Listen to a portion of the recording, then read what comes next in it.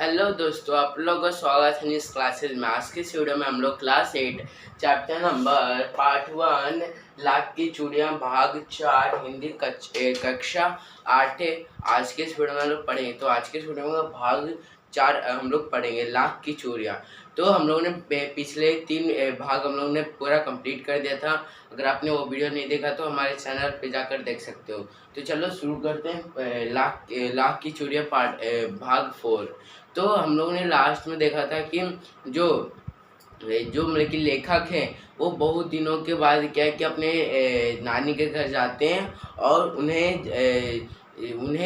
कैसे मतलब कि उन्हें लल्ला मतलब कि अपने जो काका थे बदलू काका उनकी याद आती है। तो वो कैसे याद आती हैं कि जो उनके माँ से जो मामू के बेटे थे वो मतलब बेटी थी वो गिर गए थे बरसात के टाइम मतलब कि जब बारिश हुई थी तब गिर गए थे, जिसके कारण उनके हाथ में कांच की चूड़ियाँ था जिसके टूटकर उनके हाथ में जाकर चुभ गए। उसके कारण क्या है कि उन्हें बदलू काका की याद आई। तब वो क्या है कि जाते हैं और पूछते हैं मतलब कि अपना परिचय बदलू काका को देते हैं और बदलू काका कुछ देर तक नहीं बोलते हैं। फिर वो बोलते हैं कैसे हो लल्ला। फिर जो मतलब कि जो लेखक है वो आसपास देखते हैं। उसके बाद फिर जो भाग 4 स्टार्ट हुआ।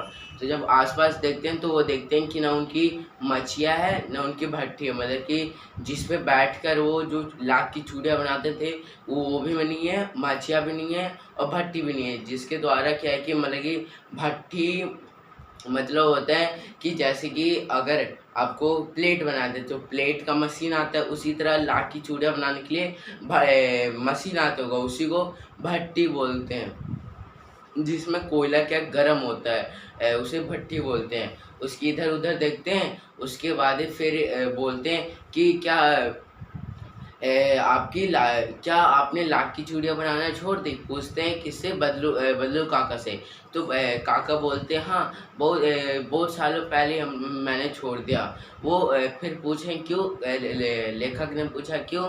तो बदलू काका ने बोला कि अब आजकल ज़माने में क्या कि लाख जो खूबसूरती कांच की चूड़ियाँ में आ सकते हो वो तो लाख की चूड़ियाँ में नहीं ना, इसलिए लोग ज़्यादा लाख की चूड़ियाँ छोड़कर कांच की चूड़ियाँ पहनने लगे।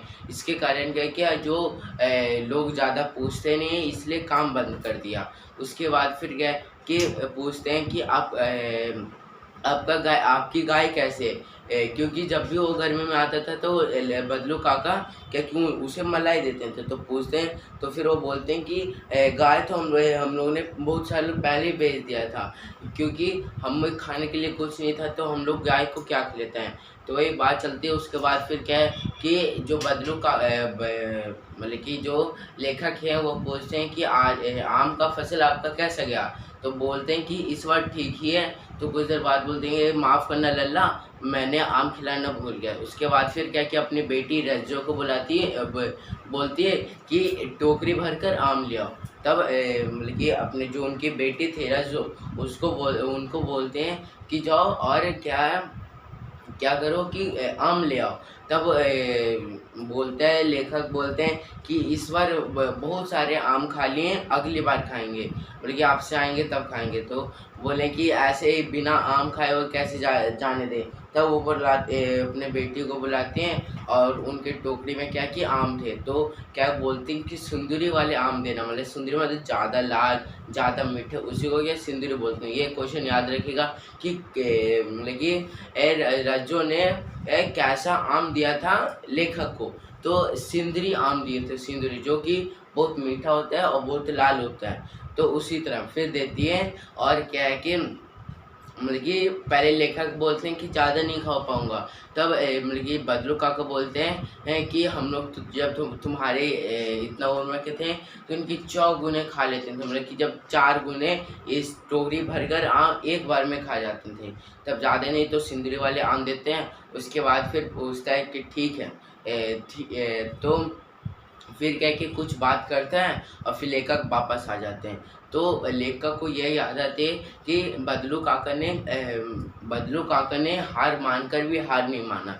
तो यही क्या है कि जो चैप्टर है वो ख़त्म होता है। हम लोग नेक्स्ट वीडियो में इसका प्रश्न उत्तर करेंगे। अगर आपको वीडियो अच्छी लगे तो लाइक शेयर और सब्सक्राइब करना मत भूलिएगा। मैं मिलूंगा आपसे नेक्स्ट वीडियो में कोई नेक्स्ट इंटरेस्टिंग टॉपिक है। जब तक के लिए thank you, bye bye, thanks for watching.